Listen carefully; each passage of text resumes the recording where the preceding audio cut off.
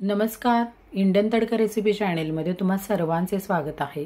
आजच्या व्हिडिओमध्ये आपण रमजान ईद स्पेशल शिरखुर्मा प्रीमिक्स तयार करणार आहोत। ह्या प्रीमिक्सपासून तुम्ही 10 मिनिटांमध्ये पारंपरिक चवीचा शिरखुर्मा तयार करू शकता। असे शिरखुर्मा प्रीमिक्स तयार करून ठेवल्यामुळे तुम्हाला पाहिजे त्यावेळेस तुम्ही शिरखुर्मा अगदी 10 मिनिटांमध्ये तयार करून खाऊ शकता। हे प्रीमिक्स 7 ते 8 महिन्यासाठी आरामात स्टोर करून ठेवता येते। इथे मी 250 ग्राम बारीक शेवई घेतलेले आहेत। ह्या शेवई तुम्हाला कोणत्याही किराणा स्टोअरमध्ये इझिली अवेलेबल आहेत। ह्या शेवईला 0 नंबर शेवई असेही म्हटले जाते। ह्या शेवई ऑलरेडी भाजलेल्या असतात, पण आपण जास्त दिवस टिकण्यासाठी ह्या शेवई आपण तुपावरती हलक्याशा भाजून घेणार आहोत। त्याचबरोबर ह्यामध्ये मी 100 ग्रॅम बदाम, 100 ग्रॅम काजू व 100 ग्रॅम खारी घेतलेले आहे। हे तिन्ही साहित्य मी पाण्यामध्ये 2 तास छान असे भिजवून घेतलेले आहेत। त्यानंतर इथे मी बारीक असे कट करून घेतलेले आहेत। इथे मी एक कढई गरम करून घेतलेली आहे। कढई गरम झाल्यानंतर गॅसची फ्लेम मी लो ठेवलेली आहे।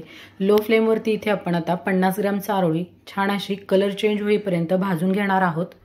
ह्या चारोळी पटकन भाजल्या जातात, त्यामुळे मी सेपरेट अशी ही चारोळी भाजून घेत आहे। तुम्ही इथे बघू शकता लगेच ह्या चारोळीचा कलरही चेंज झालेला आहे।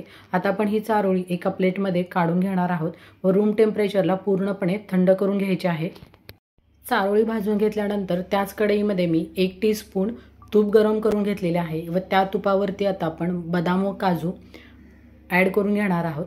इथेही मी बदाम व काजू भाजून घेताना गॅसची फ्लेम अगदी लो ठेवलेली आहे। हे बदाम काजूही आपण लो फ्लेमवरतीच भाजून घेणार आहोत। हे बदाम व काजू आपण पाण्यामध्ये भिजवून घेतलेले, त्यासाठी आपण कलर चेंज होईपर्यंत लो गॅसवरती भाजून घेणार आहोत। असे केल्यामुळे प्रीमिक्सची शेल्फ लाईफ वाढते। बदाम व काजू भाजत आल्यानंतर ह्यामध्ये आपण 2 टेबलस्पून पिस्त्याचे काप ॲड करून घेणार आहोत। पिस्त्याचे काप आता आपण ॲड केल्यामुळे बदाम व काजू बरोबर पिस्ताही व्यवस्थित भाजला जातो। ड्रायफ्रूट्सचा कलर चेंज झाल्यानंतर हे आता आपण एका प्लेटमध्ये काढून घेणार आहोत।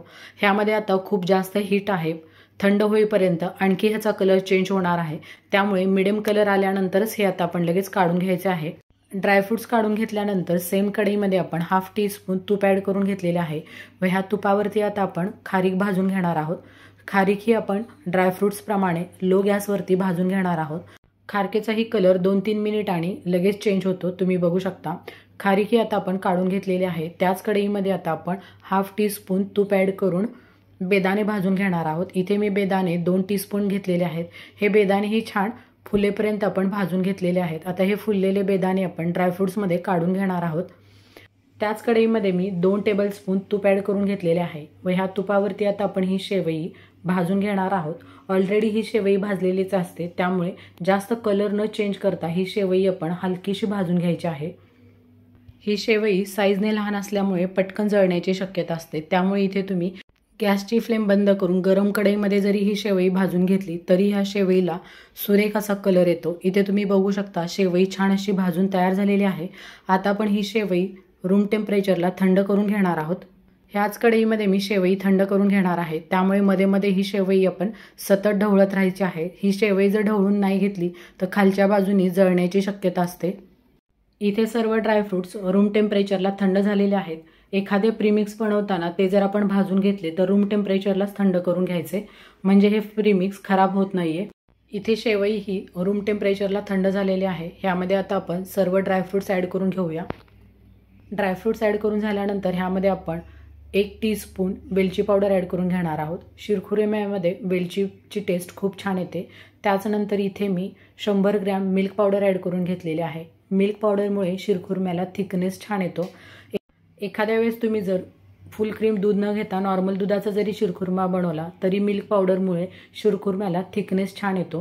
हे सर्व साहित्य मिक्स करून घेतल्यानंतर इथे मी 200 ग्रॅम साखर घेतलेली आहे। ही नॉर्मल अशी साखर आहे। साखर तुम्ही तुमच्या आवडीनुसार कमी जास्त करू शकता। 200 ग्रॅम साखर एवढ्या साहित्यासाठी अगदी परफेक्ट असे प्रमाण आहे। जर कमी वाटली तर शिरखुर्मा बनवताना तुम्ही एखादा टीस्पून साखर एक्स्ट्राची ॲड करून घेऊ शकता। इथे आपले छान असे हे प्रीमिक्स मिक्स करून झालेले आहे। हे प्रीमिक्स तुम्ही आता एअरटाईट डब्यामध्ये भरून एक 5 ते 6 महिन्यासाठी नॉर्मल टेम्परेचरवरती आरामात स्टोअर करून घेऊ शकता। त्यासाठी हे आपण सर्व साहित्य लो गॅसवरती भाजून घेतलेले आहे। लो गॅसवरती भाजून घेतल्यामुळे हे प्रीमिक्स बिलकुल खराब होत नाही। जर तुम्हाला जास्त दिवस ठेवायचे असेल तर तुम्ही हे प्रीमिक्स फ्रीजमध्ये ठेवले तरी चालेल। इथे आपले साधे सिंपल शिरखुर्मा प्रीमिक्स तयार झालेले आहे। तुम्हाला जर माझ्या अशा साध्या सिंपल रेसिपी आवडत असतील तर इंडियन तडका रेसिपी चॅनलला लाईक करा, शेअर करा, सबस्क्राईब करा, बेल आयकॉनवरती क्लिक करा। थँक्यू।